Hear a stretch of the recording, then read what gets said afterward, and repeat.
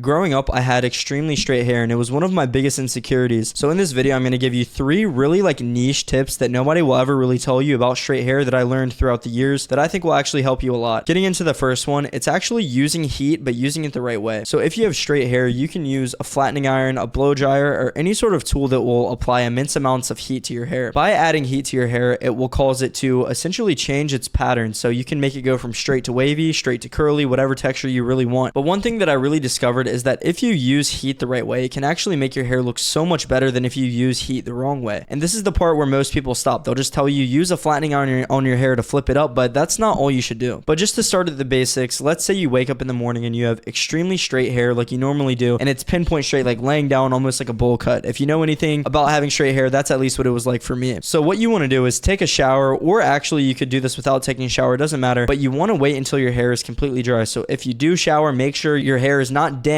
but like fully dry before you go in with a flattening iron. Then once you have a flattening iron, you want to choose the heat. Now you can actually use a lower heat for straight hair to still get the impact that you want. Many people will absolutely singe their hair with a really hot temperature like 400 degrees Fahrenheit, when realistically you could do it with probably around 200, meaning half the heat, which means your hair is going to hold its natural shine. It's not going to get frizzy and it's not going to get as damaged as if you were to use the other temperature. Combining a flattening iron with a blow dryer is a really underused method that people don't seem to use often when it comes to having straight hair. So what I recommend doing is actually coming in with a flattening iron, so flipping your hair up in the front or just styling it however you want, and then after that coming in with a blow dryer to essentially blow it in the direction that you want. And by doing these two things, it'll add texture and volume. You can use the flattening iron to add immense texture to your hair by twisting it in any direction that you would like, and then you can come in with a blow dryer to add volume. But if you don't want volume and you want that just really textured look that lays flat on your head, don't use the blow dryer, just use the flattening iron. Now after you use a flattening iron, this is where it's really important, and this is another part where people just kind of leave it out and they forget. So if you use a flattening iron on straight hair, it will make your hair look wavy or even curly if you do it the right way. But one of the key issues is what you do after you've done this. So you want to use the most dry feeling product that you possibly can. Now what does this mean? Now for example, let's say a hair texturizing powder.